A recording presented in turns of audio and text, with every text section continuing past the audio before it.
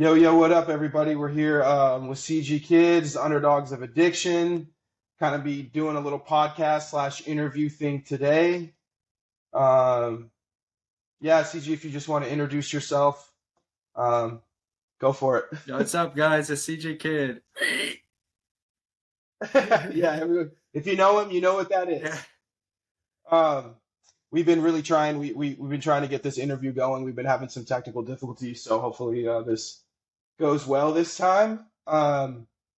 So where we picked off last time is, here at the Underdogs of Addiction, I try to talk about the things that kind of helped me through my recovery, and one of the things I talked about was, you know, learning about my past, especially my childhood, and how that affected me and my mental health and addiction.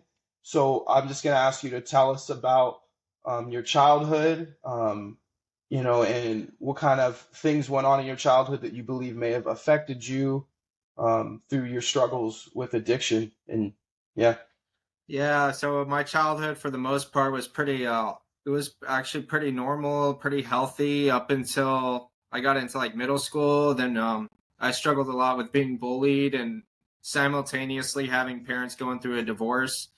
But it was more the being bullied at school that I remember it being specifically traumatic, and looking back, like I feel like it shapes a lot of the ways I behave and process reality now. And a lot of it just had to do with feeling invisible. And I remember just not being able to socialize. And if I socialized, I'd get bullied for it because I wasn't able to.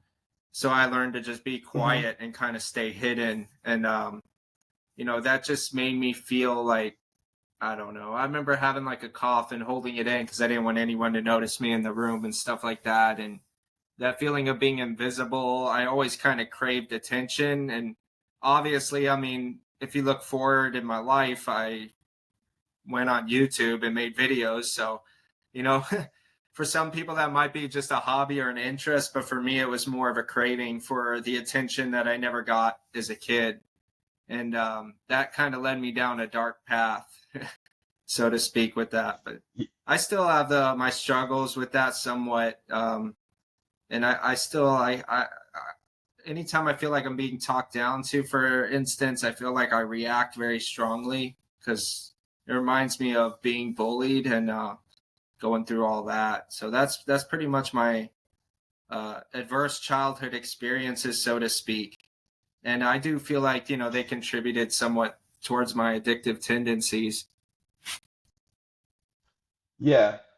So like when you're talking about like the bullying and stuff when you're younger, um, so was it like did you have like friends, or what was it like? Because you said something that you had struggle socializing. Yeah, I remember So it was hard. Was it hard for you to like start conversations to try to make friends, or? Yeah, well, I was homeschooled in the sixth grade, so I didn't really know how to Okay. socialize with other kids. So I got dropped into the seventh grade, not knowing anything, thinking my jokes are funny and they weren't, and Hmm. just being beaten down for that. And learning, at some point that I remember I was in some science class, and I remember that this happened in the seventh grade, and I was practicing being quiet for the first time, and a girl had a crush on me, and they were making a big deal about it. But I learned from then on, oh, people like me more if I'm not seen, if I'm quiet, basically. I remember wanting to be popular, wanting to fit in.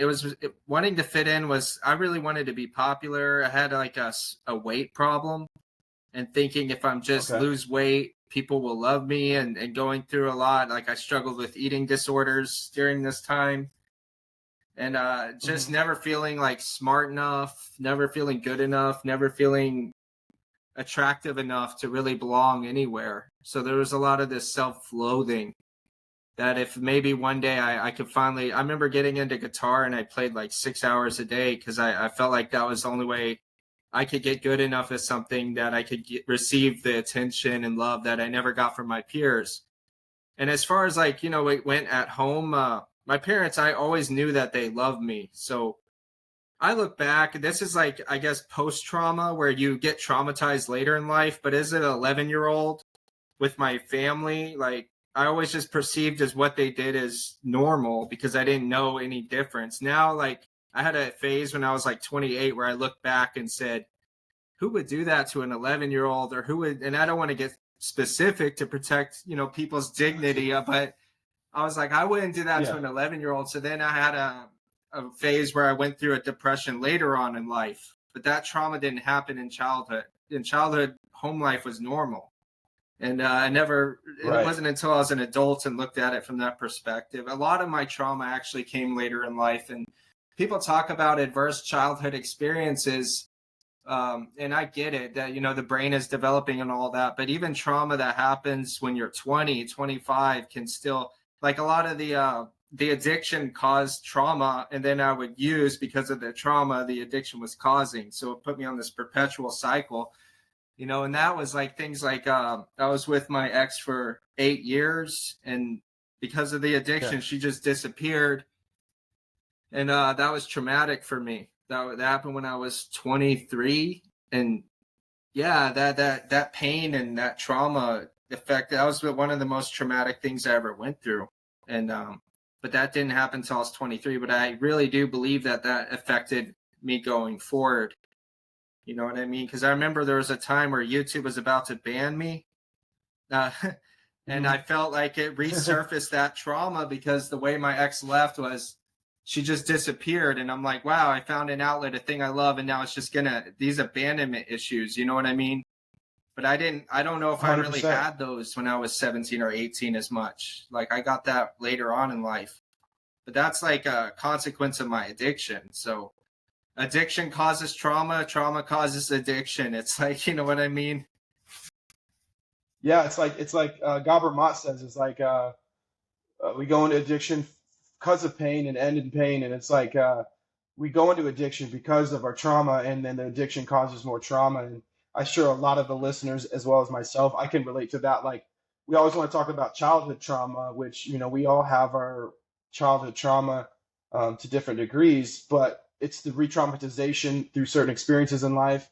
Sometimes addiction comes from not just a trauma. It could just be you could have a normal childhood and you go through a really traumatic breakup, or you go through a really rough deployment in overseas. I had multiple friends who were in the military who suffered from post-traumatic stress, and we would use together, and I wasn't in the military, and for some reason we connected. It's because I had my own PTSD from violence that I seen as a child. And so, like you said, re-traumatization happens, especially in relationships with women. I know a lot of my drinking hit its peak actually 2 years ago when my ex left me as well, because of my addiction. And then I didn't care about my life, and seeing her move on and starting a new family with some other guy, like, that messed me up as well. So I definitely can relate to that. And like the abandonment issues you talk about, sometimes you mentioned that your parents had divorced. And so you might have been traumatized by that and you weren't even aware of that until you got older. And then you're like, how come I can't let people leave me? Yeah. And you don't know where did that trauma come from. And I can relate to that too, because my parents split up at a young age as well. Um, and like we talked about before, like wanting to be seen and heard, starting your YouTube channel, that's super successful. I mean, you did a great job on it, and I've discovered it as well. But being an artist myself, like we talked about just before, a lot of people don't know is that I had a YouTube channel as well for like 10 years. It got up to over like 50 million views, and I was chasing that success as well. And my addiction peaked when I was most successful on my YouTube music, because I was unhappy, and just things started to change. And I was like trying to just flaunt my success around and trying to fulfill myself.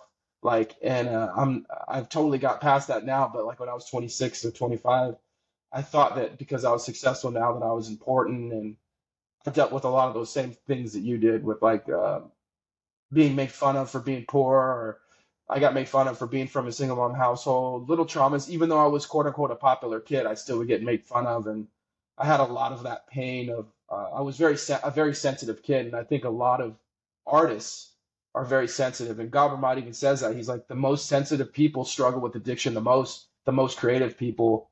Um, but yeah, so that's kind of how I feel about that. Yeah. Uh, Tell us, like, when did you start? Is your thing still recording? It says 99% uploading. Okay, yeah, yeah, you're good, you're good. Sorry, sorry everybody. We've had some technical difficulties. So yeah, you're good. Um, so just tell us, when did you start experimenting with drugs, and why do you think you started experimenting with drugs? I started when I was 17, and I don't know. I didn't really see any reason really not to experiment with drugs. I mean, I imagine if I fit in and I had like, a functional, happy home household and I had a lot perceivably to lose, then I probably wouldn't have tried drugs. But like that wasn't like in the cards for me. So it wasn't really so much why did I try drugs? It was more why not. So it was like perceivably not a big deal to me, like, because there wasn't much to lose. And I kind of also believe that the propaganda turned me away from, like, when the health classes would say some crazy thing like someone takes LSD, turns to a cup of orange juice, and then this does that, and it gave me a point where it was like all a joke. So as far as like why I tried other drugs, it was like mostly because I felt lied to about everything. And that was kind of like why I started my channel. I mean, I imagine if some former addict came in my classroom and shared in a way that was real and transparent, maybe that wouldn't stop a lot of people from going further, but I know it would have actually reached me versus some health education teacher telling me that this and that and all these crazy things that, if you do this, you'll be addicted your first time and hopeless on the street. And it was really hard to like, Hmm. ecstasy. This is your brain on ecstasy. It takes 7 pills. It shows like a brain where it's like just pure holes. And it's kind of like, oh, homeboy in the classroom took ecstasy a week ago and he's fine. He's still getting A's. So that all kind of turned all Yeah. that, the lack of education, I would say, was a big component to that. But really, I just didn't see a reason not to try drugs. And if I had the opportunity, and it also, when you don't really have any friends and you don't think you're good enough, you think, well, at least I could not be a square. I remember like letting a friend like punch me in the face at full force just to seem like a person who didn't care, or doing like the pass out game in class. Or I always got in trouble for doing something outlandish. And I remember snorting like cinnamon and throwing things at principals and all that. Yeah, because like I remember feeling like, well, if they don't need me, at least if they don't want me, at least they'll need me to laugh. So I would go and be outlandish and do whatever. So like drugs, like why not? Someone hands me marijuana, I'm like, oh yeah, I'll do it. There wasn't much barrier there. Yeah, man, that makes a lot of sense. I had a friend in middle school named Mike who reminded me of you. He was like super funny, and he would do the most craziest shit. I mean, I've seen him run into a pool and rack his nuts. Like he would do anything to make people laugh, and I loved it, and I loved hanging around people like that because we were all one and the same. Some of us more extreme than others, but it's very important to talk about that because a lot of kids these days, especially with social media, and parents not being as present, kids struggle with just fitting in and feeling, I'm assuming we're around the same age. I'm like 35. How old are you? 30, or I'm gonna be 34 soon. Yeah, so we're the same age. I just turned 34. So it's like our generation, we especially in middle school, we weren't quite yet on cell phones. We weren't, and so I can imagine what it's like for kids nowadays. Like kids could be very harsh in middle school, especially middle school. Like that was probably my roughest years, dealing with people. Even though I was a popular student, I still dealt with a lot of like people talking shit and people trying to fuck with me, um, and being a sensitive kid. And it's funny, you look back at those years when you're younger and you're like trying to understand and decode why you did those things. And a lot of it is just because everyone wants to feel accepted into the group, right? And it's like when you don't feel accepted into the group, you'll do anything. And one of my best friends in high school was this kid, Brian. He was a skinny, like Korean kid, but he was super funny and he would fucking do anything. And he was kind of like you, where it's like he knew, okay, I'm not going to be a superstar athlete, blah, blah, blah. How can I fit in? And how he fit in was he would just fucking make jokes and he would talk shit to people. And it was ironic because he's a small little Asian dude, but he's talking shit like he's a big dude. And like he became one of my best friends. And it's just a weird time growing up. But I think a lot of people have a lot of trauma from school. A lot of people, especially nowadays, you have kids like killing themselves over, a rumor, a text message spread. Like I could only imagine what it's like for kids Yeah, nowadays. it's just, yeah, it's got to be a lot where you can't escape it. It's a 24/7 thing, your phone follows you everywhere. Yeah. So I wanted to ask you, what do you believe that drugs relieved for you? Because like we both follow Gabor and he always says like, don't ask why the addiction, but what does the addiction do for you? That's a good question. I haven't completely figured that out. That's like a lifelong journey for me. But Yeah. I know that there was an element of like, I don't know, it was avoidance of pain. In other words, just purely the withdrawal for a lot of it. I remember there was a lot of the reason I kept using was not to get high, but to avoid withdrawal. And I had like a strong aversion to pain. And I think that aversion to pain came from trauma. Like trauma to me represents pain that was overwhelming. And I chose to escape from it when I was young. So then I had this twisted up relationship with pain because like pain is a relative concept. Pain is something that's based on how we experience it. And I had a middle school teacher once tell me when things get tough, I just quit. And I remember thinking, man, who says that to a 12-year-old? But like, that is what it was. Like, that was a big thing. And when things get tough, I just run away from them. And I think that a lot of that was being overwhelmed by pain at such a young age. So, like, drugs, I mean, whenever it came to withdrawal and things got tough, I would just like run away from that. And I never could like see things through. And to this day, like, when there's a painful situation, I feel like my instinct is just to run away from it.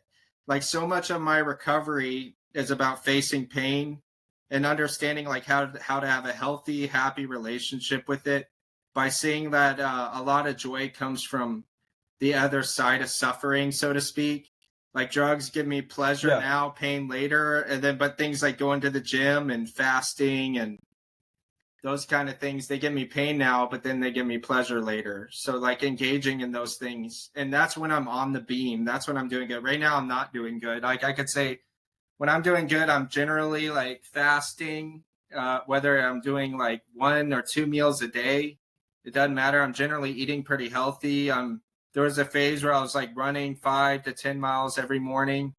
I'm generally Hmm. have some kind of life goal that I'm pushing towards, and I'm rarely on the beam. It's like I've gotten a glimpse of what that life is like, but then I fall backwards. And like, why do I fall backwards? I really don't know, man. It's like you get so comfortable with just the way that you were raised and the way that you were programmed. Like when I grew up, we didn't have like water in the house. We had Coca-Cola and we went out to eat all the time. And there was a programming and it wasn't like I was really taught to have fitness or anything. And it's something that even in my Yeah. community, you don't really see many people to aspire to like that. So it's so easy to just fall in this trap of just getting by day to day. Like right now, I'm eating junk food. I do exercise, but mainly I'm eating junk food. And when something comes up that's difficult, I feel like I want to avoid it. Like my car broke down, and then it's like a mushroom cloud Hmm. of pain. Like, oh man. And I become like this victim where I'm like not responsible for anything. Like, oh, this would only happen to me. Like my wife asked me to do a Yeah. couple small things around the house, and I like blew up because I don't I have to deal with my car too, and then I have to do this stuff and that stuff. Didn't ask you to do this. So I'm off the beam right now. You know what I mean? Why am I Yeah. off the beam? I don't know. There's a saying in French, "C'est la vie," like such is life. Like sometimes I feel like I'm not really as in control. Like there's so many factors that go into my behavior. You know what I mean? That No, I yeah, don't really I know, understand. but I do accept it and I do see the truth. Like that's something I do notice is I can accept when I'm in a bad state versus a good state. Yeah, man, I totally understand. And a lot of us who struggle with addiction, when I was in treatment, I learned a lot about like cognitive distortions, and I had like 10 out of 15 of them.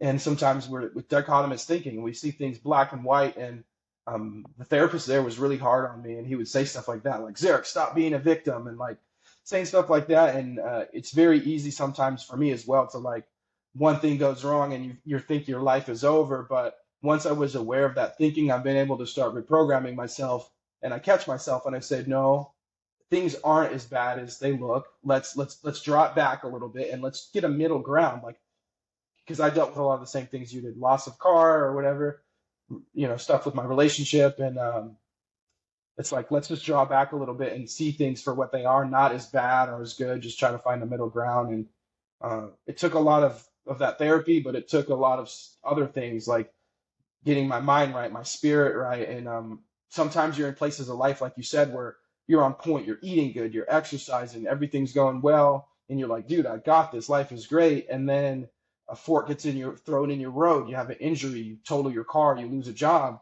and it's very hard sometimes to stay on the path when things get hard. And I've been a runner in my life too. When things get too crazy, I run away. And so I've been really working on just trying to stick to things and hang in there, which I had to do. And obviously, you're a strong person, and so am I. And sometimes I've had people tell me that too. Is like, oh, Zerk, you always run when shit goes wrong. But I think it's a nature of a lot of people who struggle with addiction. Is it's a coping mechanism that we found as kids because we didn't know how to deal with that pain. So it's an unhealthy coping mechanism we carry on with us as our life goes forward. So like a lot of people probably listening to this can relate to that. Yeah, for sure.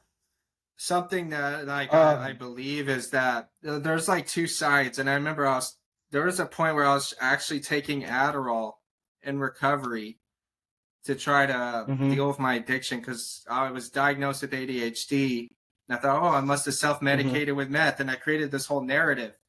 And I had one guy like side of the page that were saying, "Oh, do what's best for you. It's good for you to do what the doctor says, and it makes sense." And then another side is saying, "Oh, you just relapsed. That's drug abuse." And I remember just there yeah, was one side that almost wanted to tell me that what I was doing was okay, and then one that was absolutely not. You know what I mean? And I do actually now believe that both sides were both right and they were both wrong. But this what I'm trying to get at is this plays into freedom of choice and the idea of trauma. That someone could be addicted and there is a more okay, it's because of your trauma that you're this way. And I believe that those people, that's not all they say, but they really focus and emphasize on the compassion aspect. And then you have these hardcore people that were saying, oh no, take responsibility for your life, all that in the past, leave it there. You can take control. And I believe both these sides are both right and wrong. And I believe that there's a balance in between all of this. You know what I mean? Because on one yeah, side, like if we say that trauma is the cause of addiction, then when somebody gets in recovery, like it's like okay, you're addicted because you were in trauma, right? But now you're in recovery, and that's because of your will. You know what I'm saying? Like that's a yeah, contradictory thing for me. Like this is just something to bring up to bring into the discussion. I don't actually have any answers on this, but I feel like my parents like represent two sides of this coin, and this is one of the things that was really difficult growing up. Is one parent will tell me just stop, like just stop, and then the other parent would be like, well, if you smoke weed in my house, at least you're in a safe place. At least you're just doing marijuana.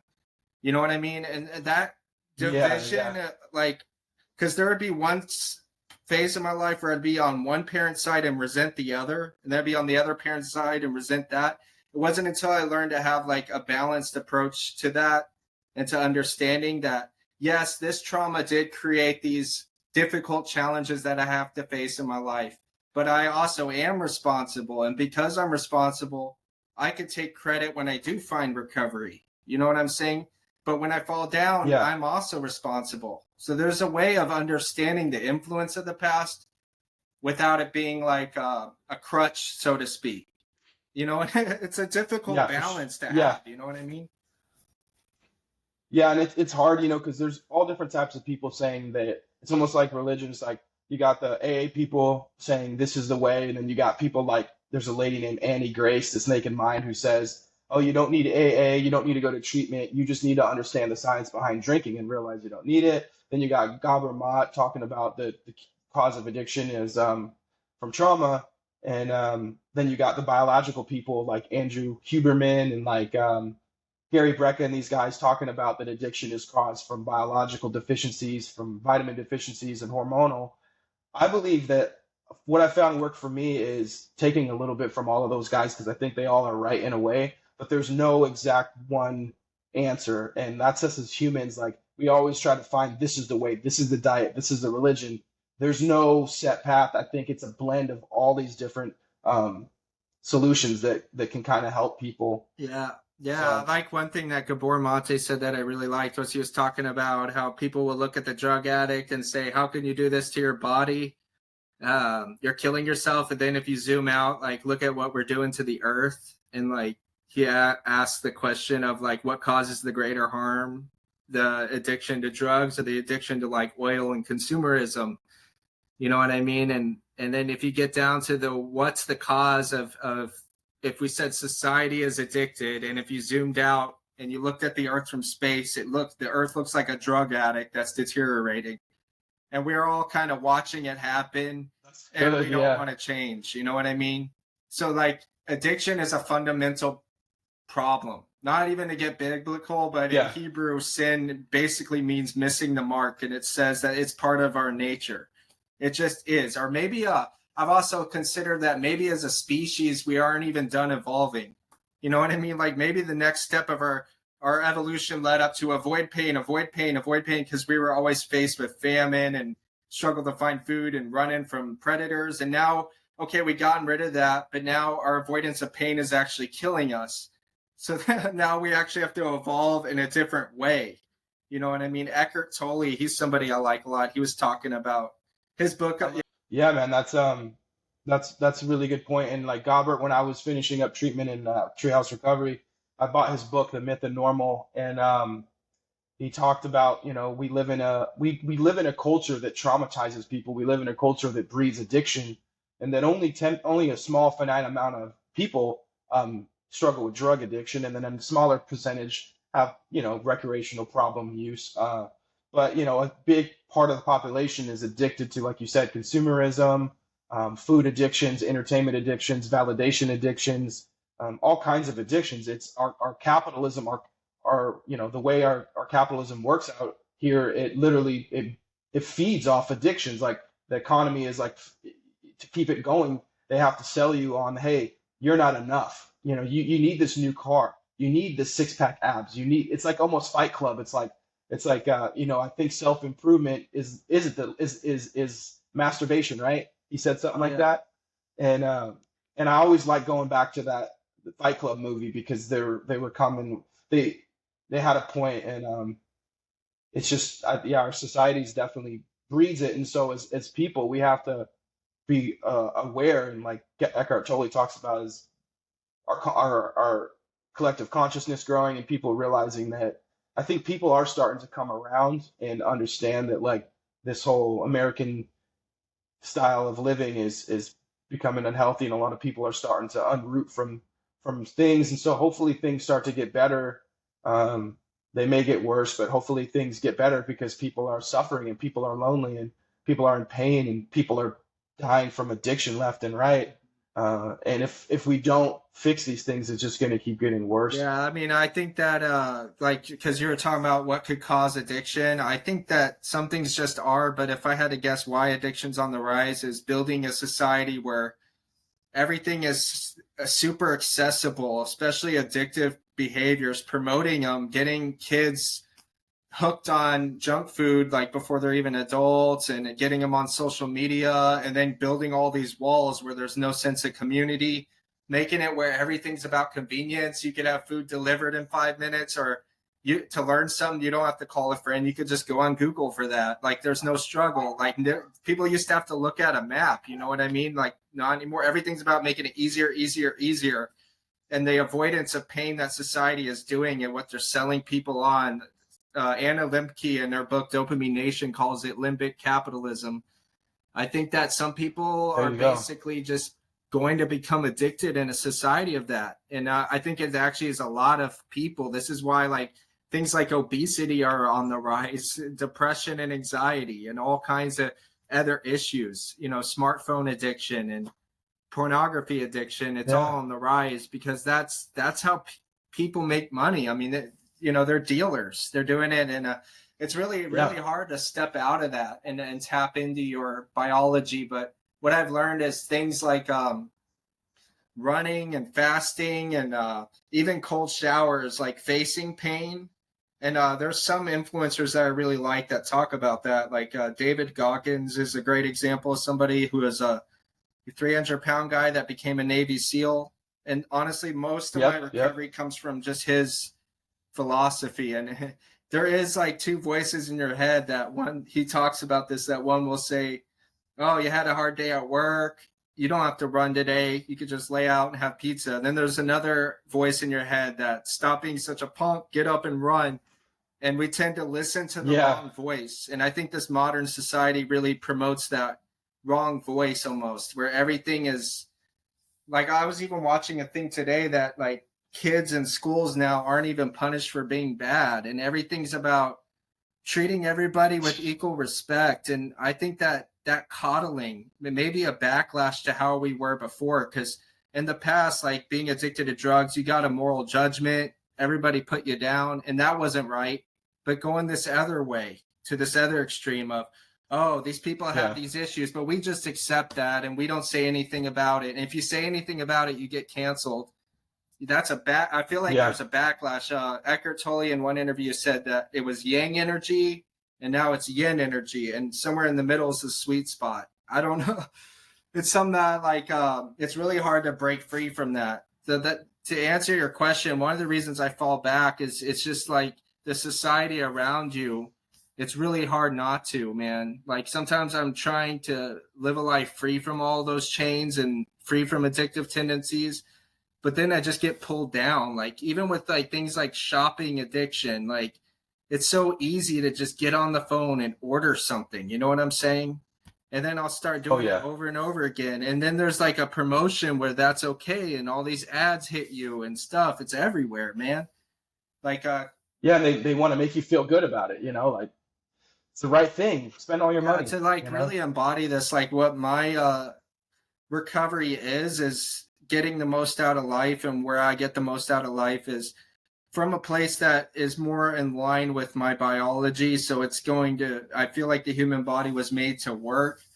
The human body was made to rest and be present and just be still. And so like what Yeah, addiction to me is a state of chaos where I'm being complacent, I'm not exerting my body, and everything's just jumping at me from all angles, and it puts me in this bad anxious state. Now I've been in this state of addiction for so long, I didn't even realize it was a state of addiction. It wasn't until I was about 30 that I actually found recovery. And we were talking about trauma. Like when I went on YouTube, it resurfaced all that pain because I was finally getting the attention that I always wanted as a kid. But the issue that yeah, arose was I felt like I wasn't being sincere with who I was. Like I was getting attention for stories about my past, and it wasn't real. So I started kind of using that like a drug. And it, meanwhile, it became more and more isolated in real life. And suddenly it was like yeah, everybody that knew me as CG Kid, but nobody knew me as Philip. And so my relapse video, I yeah, said, I'm going to talk about the man behind the screen, because ultimately what led me down to really bad depression was I felt way more isolated putting on this mask, especially when I relapsed and I lied to my audience about it. So I wasn't even sober.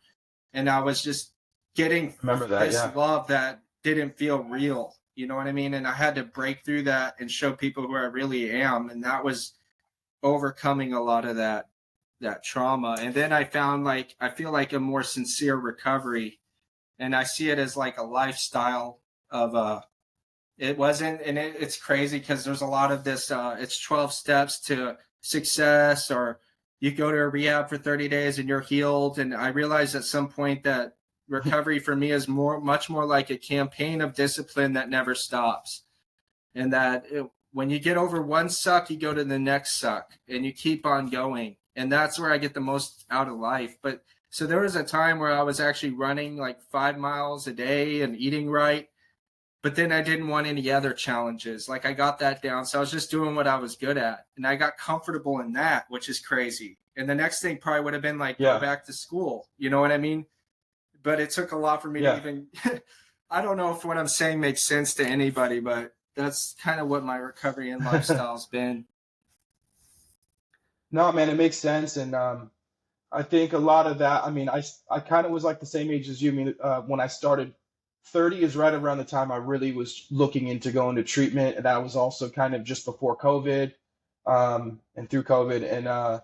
And we see you're like similar type as me. I'm ADHD, but we're the type of people that are we'll get to the root of things. My counselor in treatment is like, Zarek, you're the type of guy that you will find what you're looking for. You'll do whatever you have to do. So like I was able to have these successful periods of sobriety.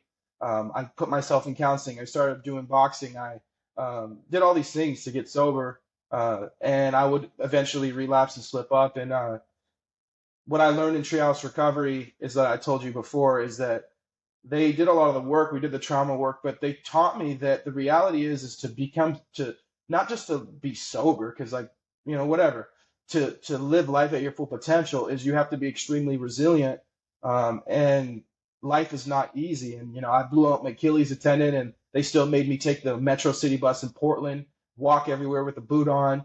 They had compassion, but they didn't let me be a victim. They didn't let me let life circumstances stop me from achieving my goals. And I think a lot of people who find recovery, they find that, just like you said, the David Goggins mentality, you really just have to be tough. Because I went through some recent things recently with an ex-girlfriend. I'm not even going to say what happened, but it really tested me. I really wanted to drink. And someone, when I was in Idaho, one of my sponsors, he said, Zarek, the reason you relapsed before is because you weren't really done. And I asked myself, I said, Zarek, are you really done? Because I wanted to drink 10 out of 10. And I said, I'm fucking done. I don't care what happens to me. I'm just not going to do that. And I'll do anything else. And I went for a walk, and I went to a meeting, and I called a friend. And so at the end of the day, what I'm finding is it's those times when you really want to use, you just have to exercise your discipline. Because if you just hang on, the feeling will go away. And in my past, when I hadn't went through recovery, when that feeling came, it was like I almost didn't have a choice. It was like the habit was so embedded that it was autopilot. And I feel like now there's a buffer, and I feel like I have a chance, to keep staying sober, because I've been able to just make it through these triggers. And I'm not going to allow my triggers be an excuse for me to relapse. Yeah, that's the opposite of being a victim, is to be a hero. And you kind of tap into that energy, and it's okay to like want that and to try to be that. And that's an energy I've been tapping into, you know what I mean? And that's when Yeah. I'm in recovery. It's like I want to be the hero of my own story. And there's almost an energy you can tap into when you finally feel yourself really doing that. And the only way to keep that energy is you can't like lie to yourself. If you're comfortable, it's really hard to tap into that energy. That's like overcoming discomfort. And if you keep that, it's like a snowball effect of recovery. You know what I mean? Yeah, that's true. And like we were talking about before, I was wanting to mention for people listening is there's all these different elements of sobriety. And one thing that I found that has helped me recently is I've always been someone who struggled heavily with anxiety and depression, as a lot of us do. And I did started leaning into the biological aspect, and I got my genetics test back, and I realized I had a double MTHFR mutation and a COMT slow, which means my body can't process catecholamines, which is why I'd have terrible come downs from cocaine. I could hardly drink caffeine. Basically, it leaves me in a state of panic and anxiety a lot. And I was taking like 800 milligrams of ashwagandha, fucking 800 milligrams of L-theanine, hydroxycodone, which is an antihistamine, just to like to keep my anxiety down. And I started supplementing with magnesium and a really high quality Thorn multivitamin. I mean Thorn B complex stress. And I've been doing that for a few weeks, and like literally, like my anxiety has just. I feel I feel like I'm on an Adderall without the crash, because I would try to take Adderall too because I have ADHD, but because of my mutation, my body couldn't break down the chemicals. So then it would lead me to I'd have panic attacks when I take my Adderall. So I was just in this weird state. And so there is a cool biological factor of addiction. And I looked up these G mutations through this website, and it basically said people who, like, I am in a small percentage of people, like 10%, that have the double MTHFR and the COMT. My brother suffered from schizophrenia. My dad suffered from bipolar schizophrenia. So this gene mutation leads to addiction and mental health problems left untreated. And basically, your body it can't absorb certain B vitamins, and it can't break down catecholamines. So it's been cool. It's been a cool part of my recovery is diving into this side and just showing people what's worked for me, and all these different facets can really help you. But that's been a game changer for me. And I know that on some of your videos, you've talked about like trying different supplementation and stuff like that. Do you have, what have you tried? Like, have you done any gene research or tried to do anything biologically to try to help yourself? This, yeah, like I would say the rehab industry is very focused on giving people psychiatric medication. There's a idea Hmm. and like that the brain is separate from the entire body and that they basically only treat the brain. So I've been to rehab for many times, like inpatient, outpatient, and I never got blood work done. And I've been prescribed Adderall, given Adderall, never got blood work done, which is just crazy because the body and the mind are heavily connected. So when I finally got blood Yeah, work done, it was on my own accord. I found out I had vitamin D deficiency and slight hyperthyroidism. So then when I there you targeted go. with supplementation, a lot of my symptoms of anxiety and depression went away.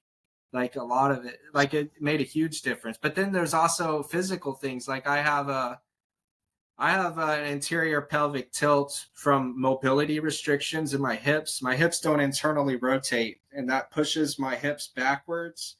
And my body, my Hmm. ribs actually flare forward. And you wouldn't know if you looked at me. You'd say, "Oh, his posture don't look that bad. His back is straight." But because my I have the same thing, yeah, bro. this causes I have the contractions same of the thing. psoas muscle, which presses on the adrenal Yep. glands.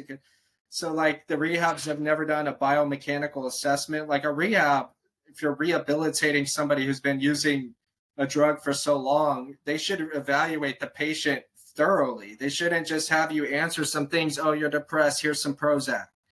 I don't know. I don't think that Very the true. rehab industry sincerely wants their patients. I think some of them want their patients to get better and they have good intentions. I just don't think that, I don't know. I guess they don't ever consider this, or maybe some are corrupt and they actually have considered this, but then they don't want to pay the money, or maybe the insurance company won't cover those things because they don't see how it relates to drug addiction. But from my experience, I can tell you the way the body is functioning mechanically and also your hormones and your deficiencies and stuff, it has an extreme impact on whether or not you're going to be Yeah. addicted to drugs. Like if you have a testosterone deficiency, like for example, you're going to feel depressed and anxious, and somebody could be using for years medicating that and have no idea because they never get tested. Yeah, and I think it's important for us to bring this up because I luckily went to Treehouse Recovery, and they're on the cutting edge of it. With insurances, there's certain things they couldn't do. But if you guys look up Treehouse Recovery, any young men out there that are looking for treatment, watching this, look that place up. They have like a bunch of like a handful of centers on the within the West Coast and the Midwest. And I went to the one in Portland, and they addressed addiction. It's kind of crazy, but they get everyone off their medication, like whatever you're on, they get you off their medication, um, even if it's doctor ordered. And they healed the brain through exercise and community and tribe. We were like one of the guys who helped found it was a Navy SEAL. His name was Neil, and he is like the physical empowerment coach, I think, and he uses the strategies that the Navy SEALs use to have a tight knit group and compassion for each other. And they addressed addiction through trauma processing and exercise, but I don't think they had the funds to get all of us to get blood work and to get nutrition. And I'm pretty close with some of the people who are high up in the organization, and that's something that I was going to mention to them because other than that, that treatment center was great. And just like you, I have the anterior pelvic tilt with the the PE pattern, which were the hip my hips it rotate, blah blah blah, and your rib cage is flared up. And I've had it ever since I started struggling with addiction and anxiety, depression was around when I was 26, and I've had like a tight chest and psoas, and I've been trying to figure it out because it just kind of came over me after my uncle and grandmother died, and and a lot of people don't know that the psoas is the muscle of the soul, and it holds on to all your trauma, and if you have a lot of anxiety and nutritional and hormonal deficiencies, you're like for me, I was always in fight or flight because I had panic disorder and anxiety. And I didn't know it's crazy as this 8 years have went by. I've discovered all this information, and it's crazy how that happens. And so I feel like sometimes until we can release that trauma, process it, that psoas won't let go. And so I wanted to, I don't know if you know about it, but I started doing TRE training, which was generally built for people in the military, and it taps into the body's natural shaking mechanism. And I'll leave some links for people who are interested. But I started doing that, and I have an uncle who was a former pilot in the Air Force who has bad post traumatic stress. He started doing it, and I noticed just after the first few treatments that my psoas started relaxing. I also did some breath works in Boise, Idaho, where we did this crazy breathing, and I got really emotional, and guys were crying. And when I did this TRE trauma release, I started getting an emotional too. But for those who are really highly traumatized, we have to be careful and be sensitive because it can re-traumatize you if you overdo it. But that's something I started getting into because I started doing the posture restoration for my hips and stuff, and it still didn't get better. And I realized that it's not because of it's a somatic thing. It's kind of like my body is in a fight or flight state because my adrenaline glands and because my all these different issues. But like you said, when your hips are rotated forward and your ribs are flared, compresses the adrenal glands. So it's just kind of like this loop that you can't stop. And I finally feel like I've started to get some headway on it. And it's funny that you're suffering from the same thing. And I think a lot of David Goggins even speaks about it. He says he stretches every day for 2 hours because his psoas is so tight that his body shut down and he couldn't walk. And so he was one of the ones who started introducing me to that of the psoas. And a lot of people who have heavy trauma, they have issues with their psoas being tight. Yeah, absolutely. And even these things can cause like compression of the rib cage. It can cause people to start like breathing with their neck and like that Yeah, inability to really take a deep breath. You don't realize it. Like, like I didn't realize everything in the body is extremely connected and getting those. So it's like, to just say exercise is one thing, but there's some exercises that would be bad for me. Anything like what you would typically think of as like bench pressing or opening up, like anything strengthening the front. I really should be strengthening my rhomboids and my lower trapezius, my glutes and stuff. But if I go to the gym, keep pumping my biceps and triceps, I could actually make everything worse. So, like going to a physical therapist, getting a biomechanical assessment done, especially if you've been using drugs and been in bad postures for so long and dealing with anxiety. Like the rehabilitation industry, I think they'd have more success if they saw the mind as a part of the body and that these two things communicate and evaluated the entire patient from toe to their head. But I never got that type of evaluation. You know what I mean? But it has made a big difference just to really look after your own health. Because at the end of the day, like you have to advocate for yourself. You can't expect the doctor to come save you. Like it is a crazy thing that I got prescribed Adderall and they didn't even refer me to an endocrinologist. Like the medical system here, learning how to navigate that and understanding just where you need to go and who you need to see and how the whole thing works. It's not really as connected. It's not like you see an all-in-one doctor. Some specialize in this, some specialize in that. I went to an orthopedic doctor for years. He said, oh, your spine, everything is fine. You're in good shape because he was just looking at the bones. I kept having this yeah, back pain. I didn't know. Like I thought, oh, an orthopedic doctor, that's where you go. Like that's the expert of the body, right? But then a physical therapist deals with another thing. But not once has an orthopedic doctor say, oh, I want you to go get a biomechanical assessment. All they're saying is we can't perform surgery on you. You know what I mean? And I saw yeah. therapists for years and none of them said, oh, I want you to go get blood work done.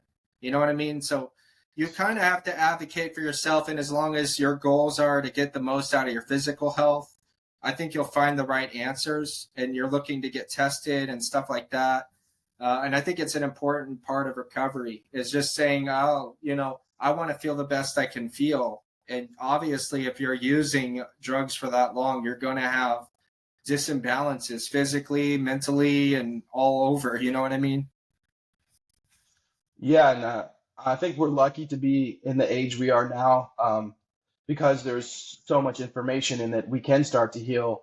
And I think there is a lot of people that are coming around, and I think the future is going to be a lot better for people with addiction, because of all the different groundbreaking technologies.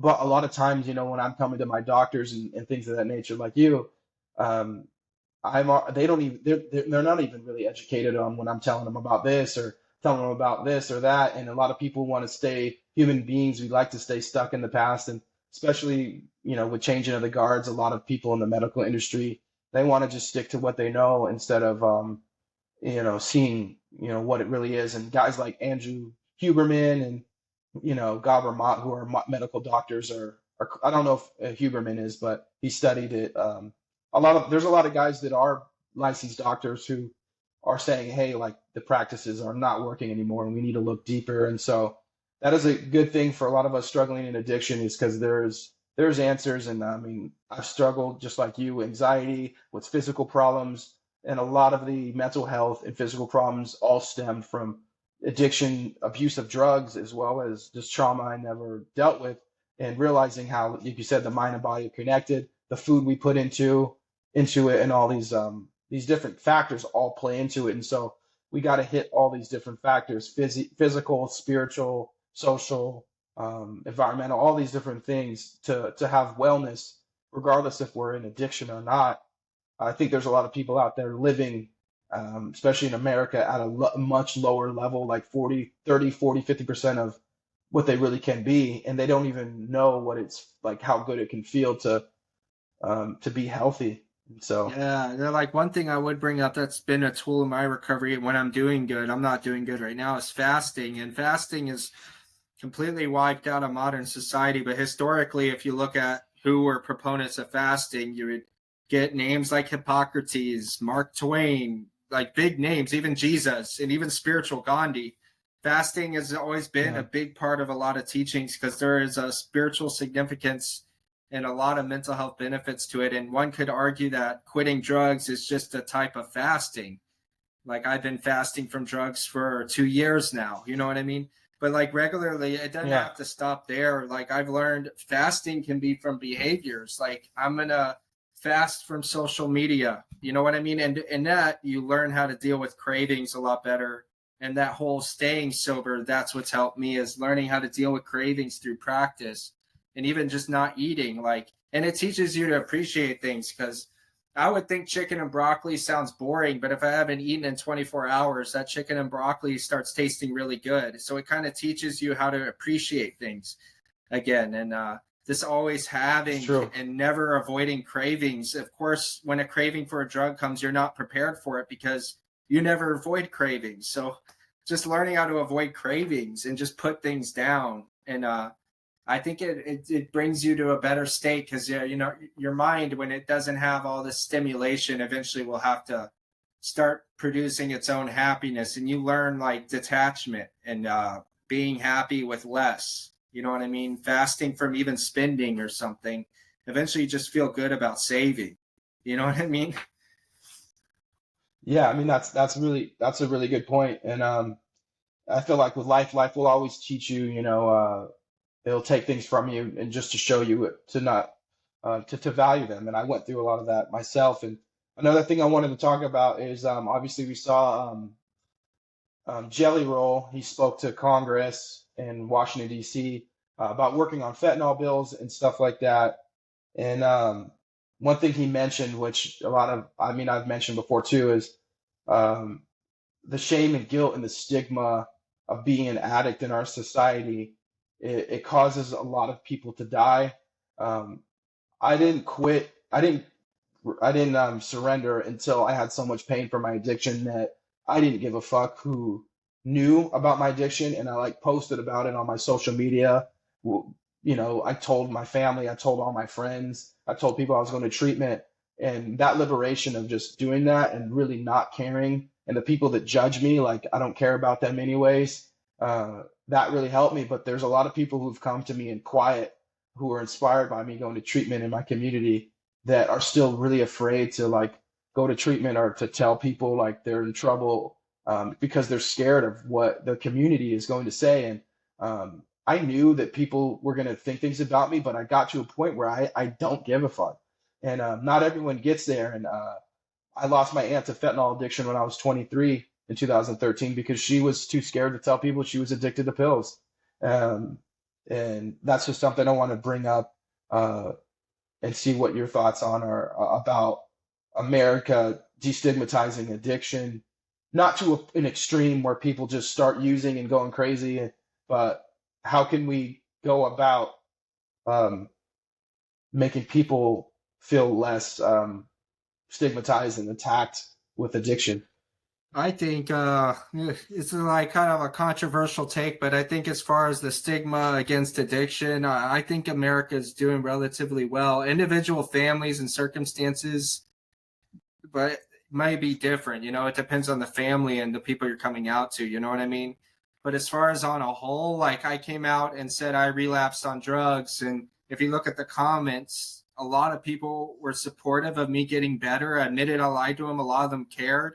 I've been able to get a job since then, and nobody's judged me for that. Like anybody's, I came out to like everybody I ever knew, and I didn't get one message or shaming or anything. And I think that we look at people that are struggling with addictions generally in our society uh, with a lot more grace than we have in the past. You said, you Yeah. know, it took a certain point to get to a place where you didn't care anymore and you're ready to like just tell the world it doesn't matter as long as you get that demon off your back. That's a thing that's like Hmm. it's really hard to get to that place, and I know it's different from for everybody. Like I can go on this and talk about how I stay sober, this, that, and the other, but I really don't know what the answer is for people to get to that place. I think for me it was a bunch of life circumstances, and then to stay in recovery, well, when I got sober I didn't have to deal with debt, I didn't have to deal with felonies. I ended up meeting the love of my life. I actually didn't even have to work for like a year, so I had all this time to figure my stuff out, and life worked in this Hmm. really good way for me where I feel like life is responsible for my recovery, and I would be standing on a high horse to say, now I have the answer and I know how you're going to get sober. The truth is, I don't know. And not everybody's going to get sober. And that's just how it is. I don't know if I was faced, there's people that have went through hardships and stayed sober that I couldn't have handled. Like I would still be out there. You know what I mean? Like I know people who get sober and then they're diagnosed with an STD, and then their significant other passes away, and then they got this debt and that fell, and they stay sober through all that. Dude, who am I like to come out? And what did it take for me to be able to throw up the white flag? You know what I mean? Like that's so subjective to everybody, and there's so many influences, our biology, our upbringing, our circumstances, that I really don't know the answer for everybody. But that's like to me what I see as a significant problem is that people have to wait for it to get bad enough. If everybody has their own breaking point, and some people they don't even have they go to the grave before they reach that breaking point. And I do understand how I made my YouTube thing Shameless Protocol. When I came up with that name, I just naturally never felt ashamed of my addiction. So also, just in my scenario, maybe I see there's less stigma in society because I just never felt shame about it. I don't know why. Like it's probably part of just my mental biology. Like I think I got slight autism or something. You know what I mean? Like Yeah. I just don't get like to be ashamed of it, and that's why I came out on the internet and told everybody. So from my perspective, it maybe I don't see it, but from where I look at in society, that I don't see a lot of stigma around addiction. I do think that people don't care about people, and I have to admit I see that in myself. Like if I see a homeless person, like all right, I don't know how to phrase this, but in reality I'm selfish and I really just don't fully care. Like I have some level of empathy, but not enough to like roll down my window and help somebody every time I see them. You know what I mean? Sometimes at work, Yeah. this comes, I'm going into a different thing here, but seeing the dark side of myself and understanding it exists and accepting that part of myself has helped me be so much more forgiving of other people. Cause I used to think, how selfish are they? Until I got to a place where I realized I'm selfish as hell. You know what I'm saying? So, but I've never judged anybody for being addicted. Of course, I've had my problems with addiction. I don't think society judges as much as they used to. I just think society doesn't care about the person struggling with addiction until it happens to them. Like when it's your neighbor's son who's addicted, oh, we'll just ignore that. We don't come to help them or to talk to their son, make sure everything's okay. Matter of fact, we'll call the police on them. You know what I'm saying? Like people don't Yeah. care. Like if you're addicted, that's one thing I learned that keeps me sober is I understand if I go out and drink today, and my life falls to crap, nobody's going to be there to save me. Nobody cares. If I am the homeless guy on the side of the street, 99% of cars are going to drive right past me because I am the same guy in the car driving past them. That's just how it is. You know what I'm saying? But is that stigma or that Yeah, I human mean, nature? You know what I mean? yeah, man, that's very true. And from going to a point where I lost everything and had to go to treatment, I got to feel what it was like to lose all these fake friends and even have family treat me different. Even though I didn't really do anything to my family besides just not show up to like Thanksgiving and stuff like that sometimes. But I believe that uh, people's because of people knowing themselves and knowing how other people can be, they kind of have this self-induced stigma in their head of, oh, if I tell people I'm an addict, then they're going to shun me even more. But I do believe that what I found and when I was at rock bottom, there is still a small amount of people that do care and they will help you to whatever degree they can. But it's a really rough situation being in a situation where you're accepting people's help and you have to let go. And that was me allowing my uncle to help me and my mentors in treatment. And I had nothing, no money. I lost all my possessions except for my car and a couple bags.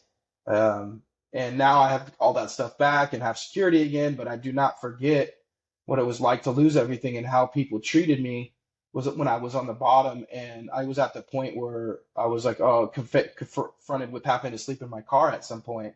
And to like that put me in a perspective to try to understand people who are out there on the streets. And my own father, he moved back from New York and Virginia area, and he's been an addict since I was a kid. He graduated to fentanyl after his sister died.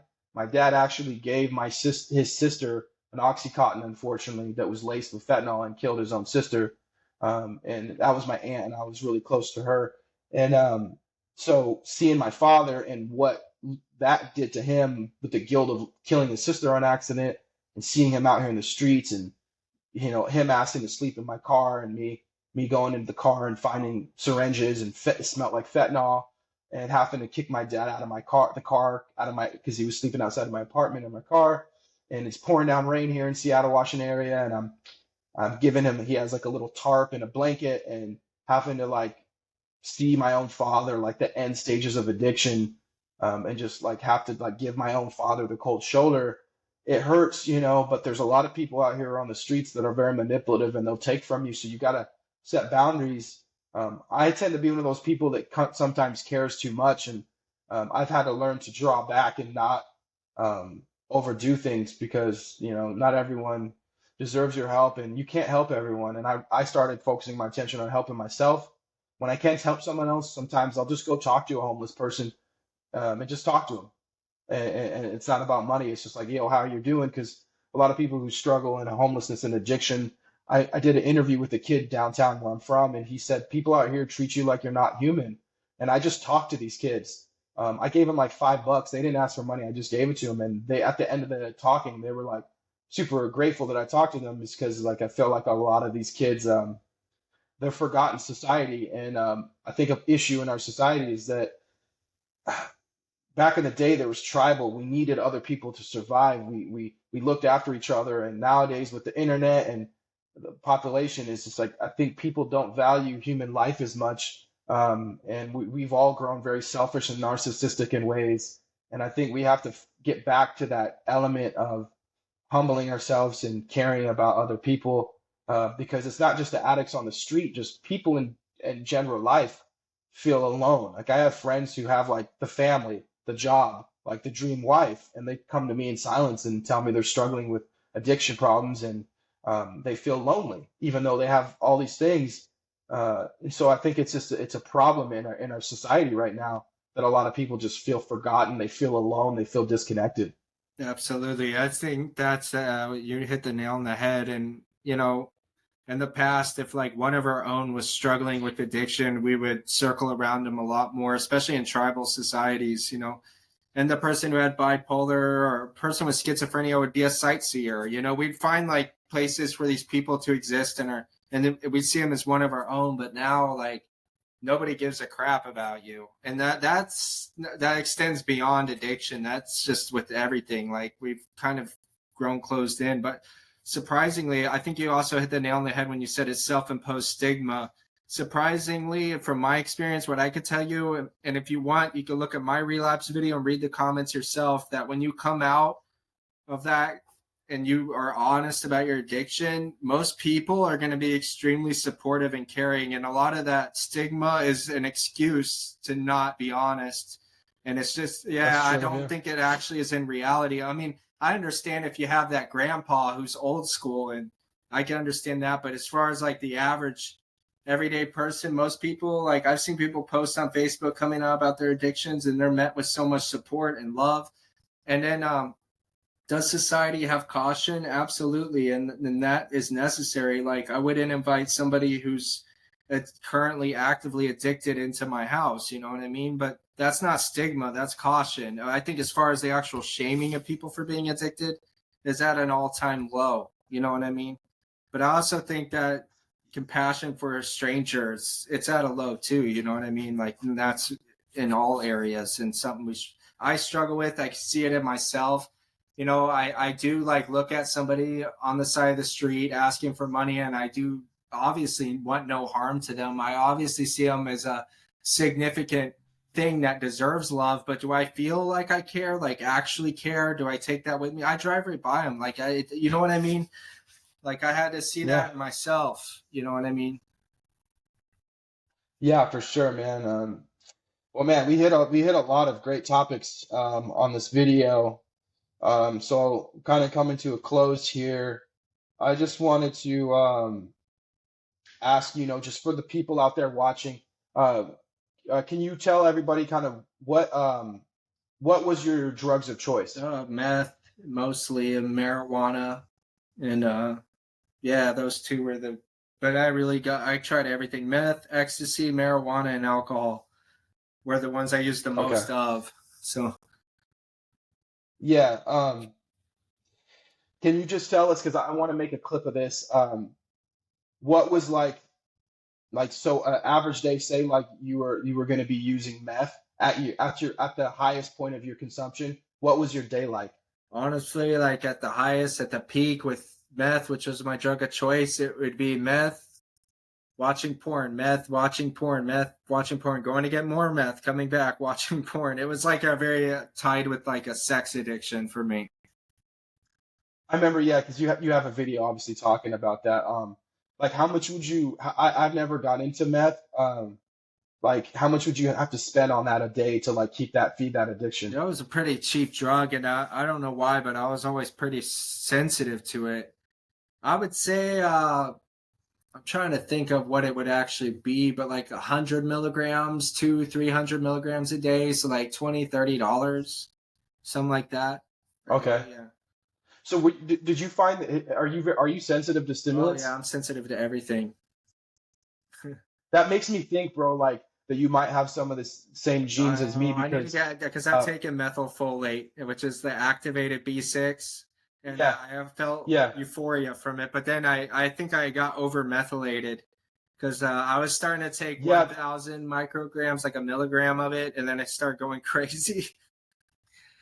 yeah, bro. So like what I found too is I started taking like this Thor multivitamin and it had like high amounts of that and it activated me too much. It wasn't until I got off the multivitamin and I just got this B complex and it had only an 80% value of the methylfolate. And so basically, people who are over methylators, what I found is people who are over methylators are people who have high anxiety, panic, ADHD, a lot of creative people. We actually produce a lot of dopamine and things of that nature, but our bodies can't break it down. And so what he was saying, this doctor, is that we have to start slower. And if you're sensitive to caffeine, Coke, meth, which I was sensitive to all those because Adderall is like a form of meth, obviously. Once I did a deep dive in all this stuff, I found the reason why. And so I have the slow COMT gene as well as the 5-MH2FR or the motherfucker gene or whatever. Um, and I found the B complex from Thorne called stress B complex. It has a high amount, I think, of like B5 or something like that, and it's supposed to nourish your adrenal glands. But I had tried all these different forms, and like you said, it was making me too. It was too euphoric. It was making me too up and I was like, I'm just gonna try this, and for some reason it worked. So for those of you guys watching, you can experiment, but I would highly, for me, I didn't know I already had my gene test done from 23andMe, and I just went to the raw data, and you could search it up, and I found that I had W mutation of the motherfucker gene and COMT. So I was in a small 10% of people who have this mutation, and it's known for wreaking havoc. And my family on both sides have heavy mental health and addiction issues, and so it was kind of like a awakening for me. And to feel how I feel now after taking these supplements, especially the B complex, like I feel so much better. Like my mind feels calm. It's weird. Like my anxiety went from like a 7 to a 0. So I highly suggest anyone who's struggling with the panic or anxiety or anything, get your DNA test done, and then you can upload your raw files to like you can look it up websites, and it'll tell you what mutations you have and like what you have to look out for, and like so yeah. Absolutely. Yeah. All right, man. So yeah, interview was awesome, man. Do you want to tell people what's the future for the CG Kid channel, for the people on your channel watching it, and everything like that? I've kind of moved on from that, and I do want to interview people, but it's really rare someone reaches out, and then I'm like, it is a tall thing to share your story with that many people, so I don't even feel comfortable asking people if they want to. I just wait for people to reach out, but so far everybody who's reached out, I've interviewed them and posted videos, so if anybody wants to share their story. But as far as my story, I feel like it's been told. I don't want to I've kind of moved on with my life. Like I never really think about addiction and recovery ever. Like I just go through my Yeah. day-to-day life. I don't go to AA, or I don't read any literature on it. The topic, it doesn't interest me anymore. Like people who are on YouTube, you have to be passionate, I've learned, to talk about it. And as far as things like the attention and money, I've kind of become like a private person. It just don't fit my lifestyle. But the thing I can do is use my platform. It's a platform for others to share their story and experiences. But I don't really feel like hunting people down for that. So if anyone wants to reach out to me to share their story, I'll definitely interview them, and then I'll edit it and see if they like it and see if I want to post it and all that, but at least document it and allow people to go through their story. That's something that I enjoy doing. And I may live stream here and there just to do a life update, but I don't know. It's kind of like moving on. You know what I mean? No, man, I totally get it, because like obviously I reached out to you because I started following your channel probably like 4 or 5 years ago. But I wasn't in a place back then to where I wanted to. I didn't have much to tell, and so it's been cool to do this. But I could relate to that too. Like with my music career, I did it for 15 years, and it got to a point where I'm like, I'm actually more passionate about what I'm doing now. So I reach out to you, and you're kind of on the tail end where you kind of done it all with the recovery stuff, and so I appreciate you coming on the show for me, because I'm super passionate about this now, and I'm sure it'll run its course. But I feel like I'm doing what I'm meant to do, and working as a peer counselor with kids in recovery in my hometown, and making these videos, and you know, yeah, bro. So that's where I'm at. Thank you for the show. You guys can find him at Shameless Protocol CG Kid. I'll leave all his links in the podcast description. And thank you again for coming on the show, man. Yeah, man.